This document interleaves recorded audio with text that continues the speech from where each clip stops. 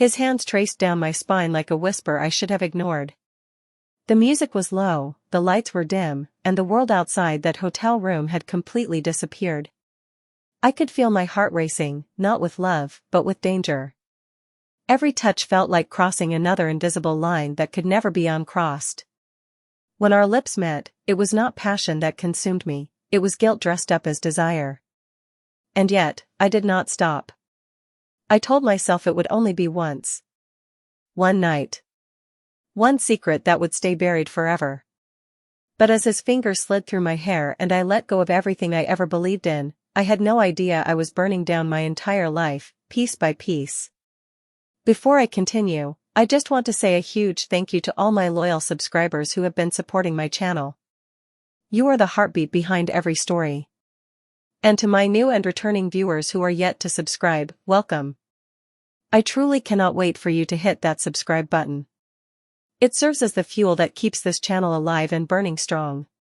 Please remember to engage and share your thoughts in the comments section right after this short intro. Now, let us go deeper into the night that changed everything. My name is Emily Carter. I am 33 years old. I live in a quiet suburban neighborhood just outside Dallas, Texas. I have been married to Mark for 8 years, a good man, the kind who remembers anniversaries, kisses your forehead before work, and never forgets to pray before bed. To everyone around us, we were the picture of love and stability. To our friends, we were that couple who had it all figured out. But the truth, the one I buried deep inside for too long, was that I had stopped feeling alive years before I ever broke my vows. Mark was steady. Safe. Predictable. His love was pure, and maybe that was the problem. Somewhere along the line, I began to crave chaos, something that made my heart race again. I used to blame the routine. The house, the same dinners, the same goodnight kisses, but the truth was uglier than that. I had become selfish. And then came Jason Miller. He joined the marketing firm where I worked. Confident, charming, and dangerously attentive. He noticed the small things, a new hairstyle, a change in perfume, the way I laughed when nervous. He looked at me like I was fascinating, like I was still someone worth desiring. The first time he called me beautiful during a late-night work session, I felt something inside me stir that I thought had died a long time ago. I remember driving home that night and staring at myself in the mirror, wondering why his words meant more to me than all of Mark's quiet, faithful love. Jason was everything Mark was not. He was reckless, funny, unpredictable, the kind of man who lived by impulse, not rules. We started sharing coffee breaks that turned into lunch breaks, and soon, late texts that had nothing to do with work. It started as curiosity, then flirtation, then emotional dependency. I would sit across from Mark at dinner, nodding at his stories about his new project, while Jason's messages lit up my phone. The thrill of secrecy became intoxicating. My heart raced each time I heard that familiar notification sound. I told myself it was harmless, that I would never cross the line. But the line kept moving closer until there was no more line at all. One Friday night, after a work event, it happened. The hotel bar was dimly lit, music soft and inviting. Jason's cologne lingered in the air as we sat closer than colleagues ever should. He leaned in, brushed a strand of hair behind my ear, and whispered something I still remember: "You deserve to feel wanted." Those words shattered every defense I had left. We ended up in his hotel room, the city lights flickering through the curtains. I remember the smell of rain, the heat of his breath, and the sound of my heart pounding so hard I thought it might stop. Every kiss felt like stepping off a cliff, thrilling and terrifying all at once. I knew I was betraying everything good in my life. But at that moment, I did not care. It was as if I had left my conscience outside the door. When it was over, reality hit me like a storm. The room felt colder. Jason fell asleep beside me, peaceful, while I sat on the edge of the bed, staring at my reflection in the mirror across the room. My makeup was smudged, my eyes hollow.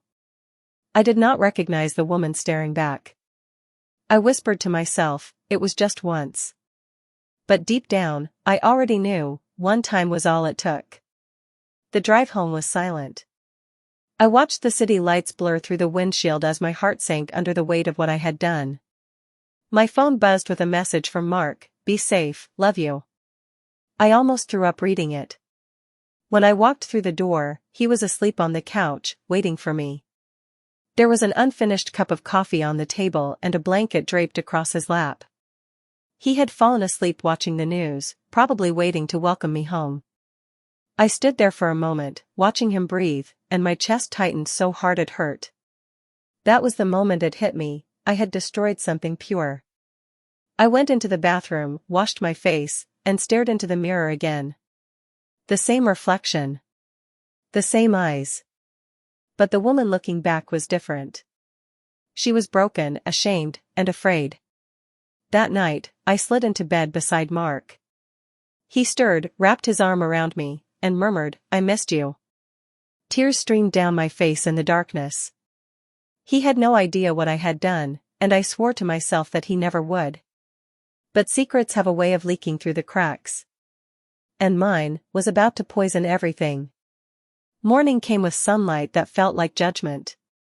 I woke up before Mark, the taste of guilt still heavy in my mouth. His arm was draped over me the way it always was, warm, trusting, protective. I stared at that hand for a long time, thinking about how it had built our home, held me through storms, and wiped away my tears. And yet, just hours ago, I had let another man's hands touch me in ways that were never meant to happen. I carefully slipped out of bed, afraid that even the sound of the sheets might give me away. I could still smell Jason's cologne faintly on my skin, a scent that made me sick to my stomach now. I scrubbed my body in the shower until my skin stung, as if I could wash away what I had done. But the water could not cleanse guilt, it only made it sink deeper. When I walked into the kitchen, Mark was already up, dressed in his work shirt, making pancakes like it was any other morning. He smiled when he saw me. "Morning, sweetheart," he said gently. I froze for a second, forcing a smile in return. My voice trembled slightly as I greeted him back. His smile, that calm, steady warmth, tore at my soul. Every kind thing he did only made the weight heavier. He poured me coffee, kissed my forehead, and asked if I had slept well. I nodded and lied through my teeth. I could not even look him in the eyes for too long. As we sat across from each other, I noticed how unaware he was of the monster sitting right in front of him. He spoke about a client he was meeting that day, and I responded with soft hums, pretending to listen. But my mind was replaying last night, the rain, the whispers, the betrayal. I wanted to scream, to tell him the truth, to beg for forgiveness. But I stayed silent because I was afraid of losing him. And in that silence, I began losing myself even more. At work, everything felt different. The office that had always been my second home suddenly felt like a crime scene. Jason was already there when I arrived. Our eyes met briefly across the hall. My heart stopped. He gave me that half-smile, the one that had once felt exciting but now felt poisonous. He walked over to my desk, leaning casually against it. "Morning, beautiful," he said quietly, as if nothing had changed. I flinched at the word. "Jason, please. Not here." He raised an eyebrow, amused. "You were not this nervous last night." His tone was playful, but I could feel the shift, the control. Something in his gaze was darker now, heavier. I realized then that I had not just made a mistake, I had given someone power over me. For the rest of the day, I could barely concentrate. I jumped every time my phone buzzed. Every message from Jason felt like a chain tightening around my neck. When I did not reply fast enough, he would appear near my office door or find an excuse to walk by my desk. By the end of the week, the guilt had turned into paranoia. Mark noticed the change almost immediately. One night, as we sat in the living room watching television, he reached for my hand and frowned. "You have been distant lately. Is everything all right?" I forced a laugh, pretending I was tired from work. He studied my face quietly. That was one thing about Mark, he knew me too well. I could feel his eyes searching for answers I could not give. He pulled me close, kissed the side of my head, and said softly, "You know you can tell me anything, right?" That sentence shattered me inside. I almost broke right there, but fear chained my tongue. If I told him, it would destroy everything. If I stayed quiet, it would eat me alive. I chose silence. But silence has a way of making guilt louder. Over the next few weeks, Jason's behavior became bolder. He started sending me messages late at night, not just words, but pictures, reminders of what happened. When I tried to distance myself, he grew cold and sarcastic, accusing me of using him. Once, I ignored his calls for 2 days. He cornered me in the parking lot after work. His voice was low, sharp. "So, that night meant nothing to you?" I kept my eyes on the ground. "It was a mistake, Jason. I love my husband." He laughed, a bitter, wounded laugh. "Your husband does not need to know that, right? Unless someone tells him." My heart stopped. I looked up at him, shocked. He smirked and walked away. That was the moment I realized he could ruin me completely. At home, my anxiety became unbearable. Mark began to notice the smallest things, the way I avoided his eyes, how often I checked my phone, the way I flinched when he reached for me. One night, while we were having dinner, he suddenly asked, "Is there someone else?" The words hit me like a gunshot. I almost dropped my fork. "What? No, of course not." He looked at me quietly for a moment, then smiled, not because he believed me, but because he wanted to. He did not want to see what was really happening. After he went to bed, I sat in the living room staring into the dark, my chest heavy with panic. My phone buzzed again. It was Jason. "I miss you. You cannot just pretend it never happened." I threw the phone across the couch and buried my face in my hands. I was trapped, by my sin, by my fear, by the man who now held my secret like a weapon. One afternoon, I decided to finally tell Jason to leave me alone. I met him at a quiet cafe near the office. He was already there, waiting, smirking as if he owned me. I sat down, trying to keep my voice steady. "Jason, this has to stop. I am done. Please, let me go." He leaned back, studying me. "You think you can just walk away from this?" I nodded. "It was one mistake. I regret it more than you know. But I have to fix my marriage." His expression changed, anger flashed across his face. "So I was just a mistake to you?" I stayed quiet. He leaned in closer. "Maybe your husband deserves to know the truth then." The air left my lungs. I stared at him, speechless. He stood up, left a few dollars on the table, and walked out, leaving me frozen in fear. That night, I could not eat. I could not sleep. I kept checking my phone, waiting for the message that would destroy my world. But the message did not come that night. It came a week later, not to me, but to Mark. The truth has a cruel way of showing up when you least expect it, loud, merciless, and ready to destroy whatever is left standing. It was a Saturday morning. The house smelled of pancakes and fresh coffee, the same way it always did when Mark cooked breakfast for us. I was still in bed, staring at the ceiling, exhausted from pretending everything was fine. My phone buzzed again and again, but I ignored it. I could not handle Jason anymore, his guilt trips, his threats, his manipulation. I just wanted peace. When I finally walked into the kitchen, Mark was standing there, still, silent, his hand clenched around my phone. The look on his face was something I had never seen before. It was not anger at first. It was disbelief. Pain. The kind that strips the soul bare. His eyes met mine, and I froze. My whole body went numb. "Who is Jason Miller?" he asked quietly. The sound of his voice made my knees weak.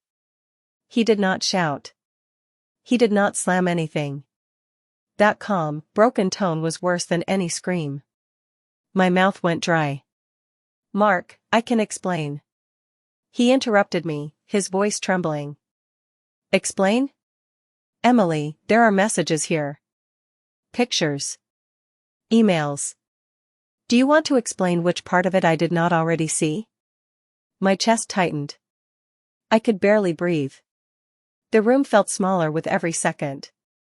He threw the phone on the table, it slid across and hit the edge of my coffee cup. You swore to me, Emily. You looked me in the eye and told me you would never hurt me.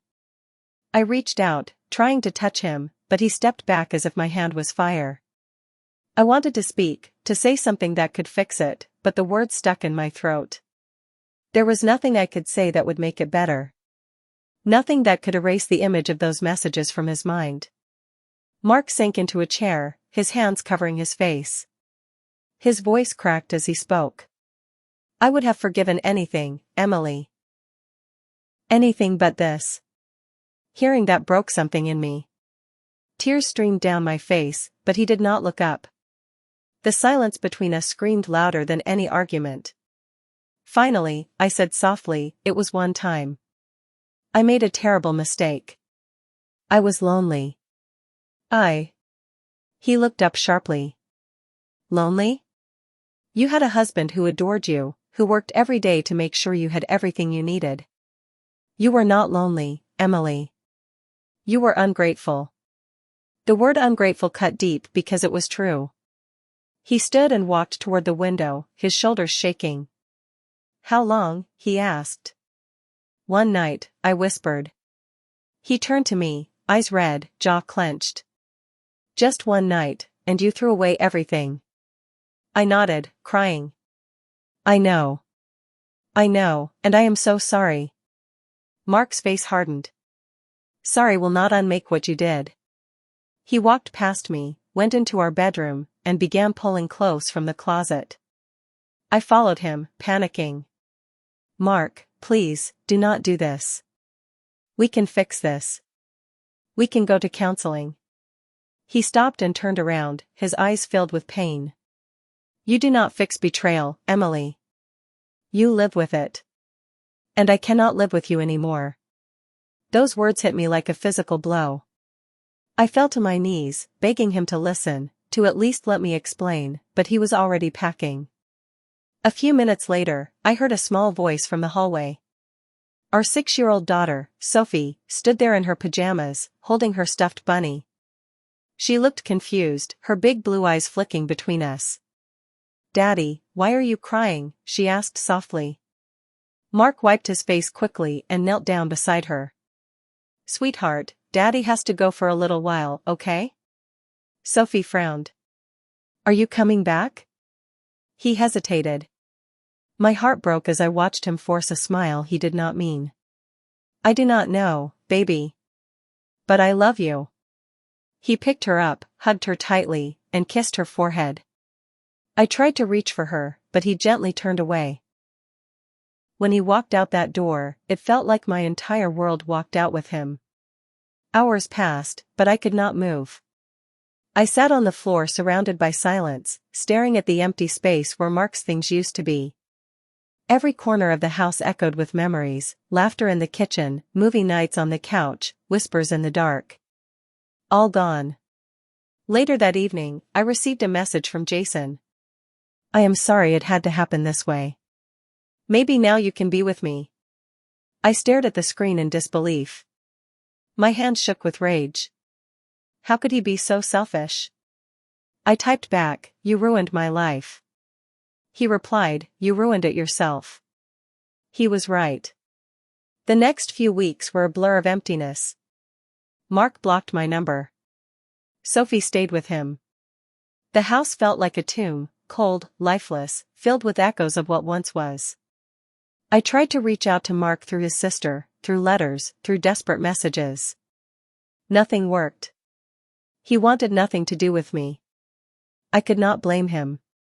Some nights, I would drive past his new apartment just to see the light in the window.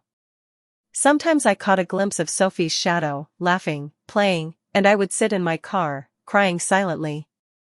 I had destroyed everything for one night. One reckless decision. One weakness. Months later, I saw Mark at a grocery store. He was alone, wearing his favorite blue jacket. I froze when he saw me. For a moment, we just stood there, two strangers with a lifetime between them. He nodded politely, not unkindly, just distant. I wanted to say something, anything, but my voice failed me. I saw the ring missing from his hand, and I knew it was over for good. He walked away without looking back. That night, I sat in the same bed where it all began, the bed that used to feel like home. I stared at the empty pillow beside me and realized that forgiveness would never come. And maybe it should not. Because some mistakes do not deserve healing. Some choices leave scars that time refuses to fade. I cheated once. Just once. But it ruined everything.